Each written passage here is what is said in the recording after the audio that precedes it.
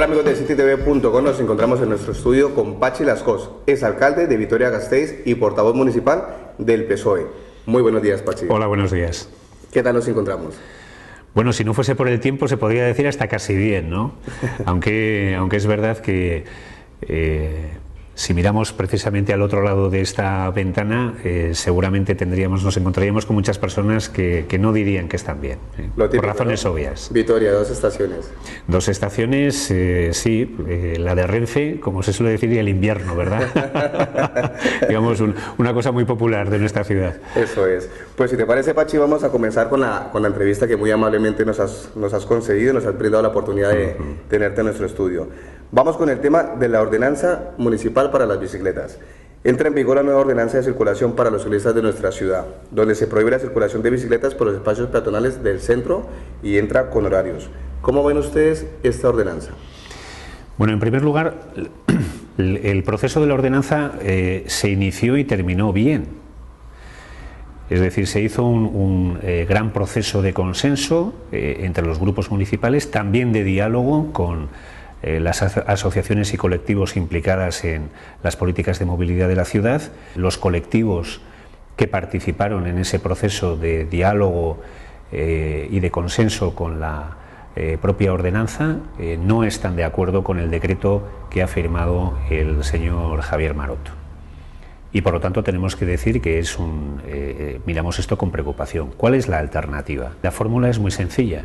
Antes de establecer ninguna prohibición, ninguna restricción, hay que establecer las alternativas para que aquellos que nos hacen el favor a todos, porque nos hacen ese favor de moverse por Vitoria sin contaminar, moviéndose en bicicleta, que sigan teniendo las facilidades de poder hacerlo, bien sea para ir a estudiar, para ir a trabajar o en sus tiempos de ocio. Y por lo tanto las alternativas de tránsito por el centro deben estar previamente preparadas a las restricciones y a las limitaciones para el uso de la bicicleta en esta parte de la ciudad. Después de que el actual gobierno potencia nuestra ciudad, la Green Capital, se promueve el uso de la bicicleta, ¿hay lógica alguna que después de que se promuevan con todos los vitorianos el que se utilice la bicicleta y que hoy en día se prohíba? ¿Hay alguna lógica en esta normativa? No, efectivamente el decreto rompe toda esa lógica, porque precisamente lo que hemos estado, no solamente con la Green Capital, sino ya desde hace muchos años en la ciudad, es tratando de mejorar las políticas públicas del transporte, evidentemente de las infraestructuras para el uso de la bicicleta, con los bidegorris. Somos una de las ciudades que más extensión en kilómetros tenemos de bidegorris, de bicicarriles de todo el Estado, prácticamente equiparable a muchas de las ciudades pioneras en Europa. La respuesta ahora no puede ser la restricción y la limitación, como decía, sin establecer alternativas. Por lo tanto, no hay ninguna lógica. ¿No lo ven desde el Partido Socialista que esta normativa puede ser más recaudatoria que cualquier otro fin, teniendo en cuenta la situación de las arcas municipales? O sea, promovemos, potenciamos, usamos la bicicleta, recortamos espacios de aparcamiento en el centro, pero luego os cohibimos con un fin de multar y recaudar. Se puede terminar dando esa sensación. Es verdad que hay una minoría que les está generando una mala fama al resto de usuarios de la bicicleta, y por lo tanto lo que no puede ser es que las reglas de convivencia entre peatones y bicicleteros se hagan sobre la base de esa minoría que incumple las normas ya no escritas, sino las normas del sentido común de la convivencia. Bueno, no podemos llegar, como decía, después de un gran consenso político, al absurdo de generar un rechazo por parte de aquellos que, como decía, nos están haciendo el favor de, por ejemplo, quienes usamos el transporte público, quienes usan la bicicleta, hacer una ciudad entre todos mucho mejor. Muy bien. Si te parece, Pachi, ahora vamos a pasar un poco con la temática de los presupuestos, ya que actualmente se está trabajando en ellos y hay mucha rabiosa actualidad, sí. mucha polémica. ¿Cuál es el planteamiento por el PSOE para los presupuestos municipales del 2014? Bueno, yo creo que es muy sencillo. Lo único que hay que hacer es salir a la calle y escuchar a la ciudadanía. Bajadas salariales, contratos precarios de esos de 3 días, de una semana, de 15 días, con los que es imposible consolidar una vida normal y hacerte cualquier planteamiento de futuro. Si tú escuchas a la ciudadanía, lo que te está marcando es qué hay que hacer con los recursos públicos, priorizarlos en las políticas de empleo, en las políticas de reactivación económica y, evidentemente, a personas y a familias que no pueden esperar a ver si mañana o dentro de un mes o dentro de 2 consiguen reincorporarse al mundo laboral, lo que hay que hacer es prestarles las ayudas correspondientes y el soporte vital. Bueno, esta es la respuesta que hay que dar, y lo que nos hemos encontrado es un acuerdo presupuestario en una UTE, la UTE, Unión Temporal de Empresas, Partido Popular, Partido Nacionalista Vasco, una UTE que lo que ha hecho ha sido aplicar exactamente las mismas recetas del acuerdo del año pasado. ¿Y qué ocurrió el año pasado? Pues que Vitoria fue la ciudad del Estado donde más creció el paro. Y por lo tanto, si ya se aplicaron unas recetas y unas políticas el año 2013 y fueron un fracaso, lo que no puede hacerse es volver a repetirse las mismas recetas y además por los mismos actores, el PP y el PNV, en el año 2014. La gran preocupación, Pachi, en las calles vitorianas es el empleo. ¿Cuál es la apuesta del Partido Socialista para promocionar, para generarlo? Bien. Para darle esa tranquilidad a los vitorianos. ¿Cuál es la apuesta? Pues no me tengo que inventar nada, porque acabamos de cerrar un acuerdo, el Partido Socialista de Euskadi, con el Gobierno vasco, en la que planteamos cuál es la principal iniciativa. Es decir, hay una enorme dificultad para que los emprendedores, los autónomos y los pequeños y medianos empresarios, que son la inmensa mayoría, puedan generar empleo, fundamentalmente porque tienen enormes dificultades para acceder al crédito, que está carísimo. Es decir, que el recurso público se convierta en salario, de tal manera que podamos, por así decirlo, darle un auténtico torpedo a la línea de flotación del crecimiento del empleo. Por lo tanto, en esta situación de emergencia, porque hay que llamarla así, hay que adoptar decisiones también de emergencia. Nosotros entendemos que el ayuntamiento, en la parte que le toca, y evidentemente con la limitación de recursos que tenemos, porque no disponemos lo mismo que el Gobierno vasco, tiene que hacer exactamente lo mismo, ayudar a la contratación directa. Ya que se habla de la apuesta por los pequeños empresarios, por los autónomos, ¿no crees que hay demasiada burocracia cuando un pequeño empresario o un autónomo quiere regentar o quiere implementar un nuevo negocio en nuestra ciudad, que hay muchos pasos por la burocracia para poder conseguir un apoyo, para poder sacar ese negocio adelante? En este caso, una ayuda, digamos, y además una ayuda digamos, del gobierno para incrementar tu negocio llega un año después de haber pasado por una burocracia bastante... Bueno, esa es una amplia. De nuestras asignaturas pendientes, y aquí yo también voy a entonar mi mea culpa, aunque ahora nuestras responsabilidades políticas estén en la oposición, porque hemos estado gobernando, y hemos estado gobernando en el Gobierno de España, que es el que tiene las principales competencias, y también en el Gobierno vasco, y no hemos sido capaces precisamente de agilizar procesos que se eternizan, que es que se creen iniciativas empresariales de todo tipo, y bueno, a unas les irá desgraciadamente mal, pero otras saldrán adelante, pero hay que ayudar. Y una de esas partes es efectivamente el evitar ese trasiego de ventanillas, que parece que somos del siglo XIX en vez del siglo XXI, esa es la verdad. Tenemos un poco de atraso, eso es cierto. Ya que se habla, Pachi, de inversión social y en políticas, obviamente, de empleo, ¿por qué no se deja de invertir en obras millonarias como las que ustedes promovieron, como por ejemplo la del Vice Center, que actualmente no se llevó a cabo y ahora se está desarrollando como por llenar ese espacio, ha pasado a ser el relleno de la actual estación de autobuses? Mi pregunta es, ¿por qué en estos momentos, con esas inversiones millonarias que se iban a desarrollar, no se hizo antes y precisamente se desarrolla en momentos de crisis?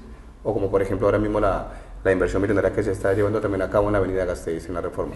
Hay una cosa que es cierta, y es que la crisis ha hecho que desaparezcan, digamos, los macroproyectos, prácticamente desaparezcan de las propuestas y de los discursos políticos de todos los partidos. ¿Por qué? Porque no tienen ninguna credibilidad ya. O sea, da igual que tengas todos los informes diciendo los parabienes de un determinado proyecto. Por lo tanto, nadie nos vamos a atrever a plantear una gran inversión, y eso ocurrirá todavía durante muchos años, ¿no? Hay que tener en cuenta que el Palacio de Congresos y Exposiciones, con su auditorio, era una necesidad. ¿Por qué se está invirtiendo ahora en el Palacio Europa? Ampliando el Palacio Europa como Palacio de Congresos.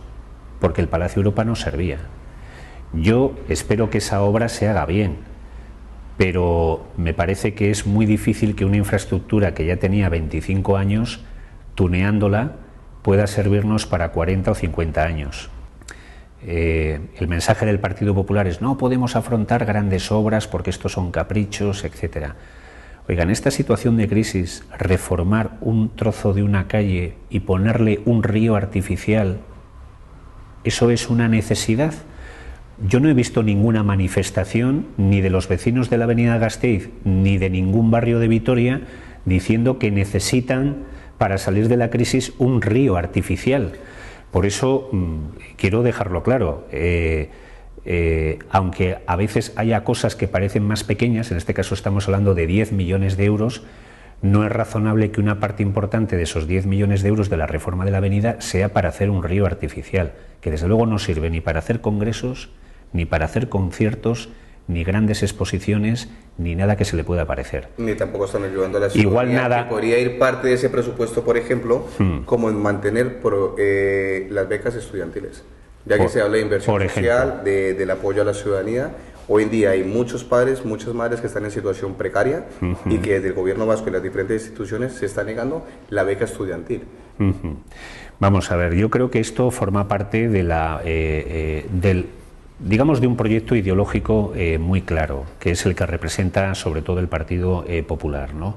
Que es, oiga, la sanidad tú la puedes ver como un derecho si lo primero que estás viendo son las necesidades de los ciudadanos. Ahora, si la sanidad la ves como un negocio, los ciudadanos quedan en un segundo plano.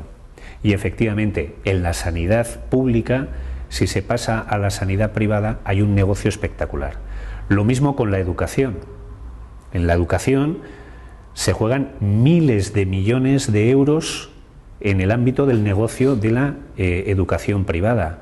Claro, si tú juegas a desprestigiar la educación pública, evidentemente consigues el mismo efecto. Ya no digo nada de las pensiones. Por lo tanto, una parte de esa forma de desprestigiar la educación pública, contestando a tu pregunta, ¿cuál es? Efectivamente, la de impedir que aquellas personas y aquellas familias que no tienen una gran capacidad económica puedan desarrollar en la misma igualdad de oportunidades cualquier tipo de estudio, cualquier tipo de reto, porque la inteligencia, hasta donde yo sé, no elige a las familias ricas para nacer. La inteligencia se reparte de forma homogénea y equilibrada por todo tipo de familias. Por lo tanto, tener una educación pública potente hace que sea como una especie de peine, ¿no?, que va arrastrando al margen de la capacidad económica de los alumnos y de sus familias, va arrastrando y va recogiendo todo ese talento y toda esa inteligencia para darle, a través de las becas, esa oportunidad. Por ejemplo, Pachi, me gustaría saber tu punto de vista sobre la última de nuestro ministro Gallardón, la nueva ley sobre el aborto. ¿Cuál es tu opinión? Bueno, pues yo casi la resumiría en una frase, que es la siguiente. ¿Alguien es capaz de entender que haya una norma que obligue a una mujer a ser madre con carácter obligatorio? O sea, tú vas a ser madre porque a mí me da la gana como legislador. Es una barbaridad, es una auténtica barbaridad. Eso es lo que es la ley Gallardón. Pero además me parece terrible que personas a las que se les supone una mínima inteligencia no sean capaces de coger simplemente los datos, por ejemplo, de los años 70. En los años 70, en España, estaba prohibido abortar, que es prácticamente lo que representa la ley Gallardón. Pone tantos inconvenientes que es prácticamente imposible ejercer tu derecho a abortar.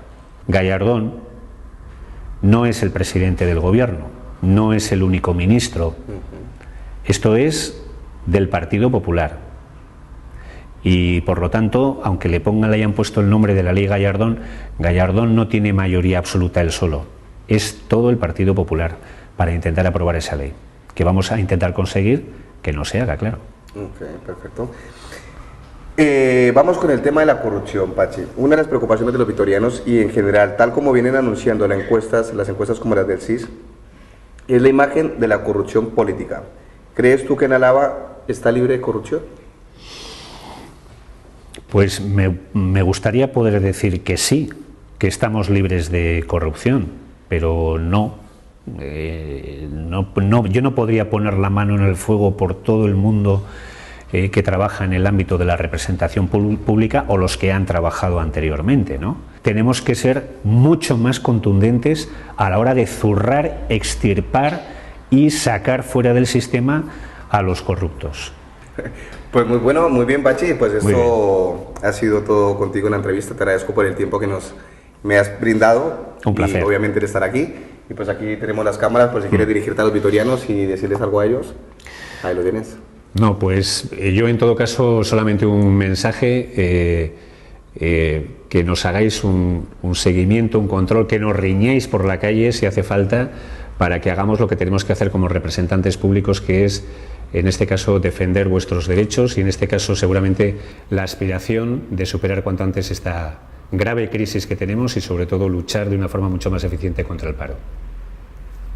Bueno, muy bien, amigos, eso es todo por el día de hoy. Recordarlo, esto es Vitoria al aire, donde estaremos en las calles vitorianas con vuestra opinión y por supuesto cubriendo todo lo que pasa en nuestra ciudad y en lo posible brindando la transparencia para todos nuestros ciudadanos. Hasta la próxima.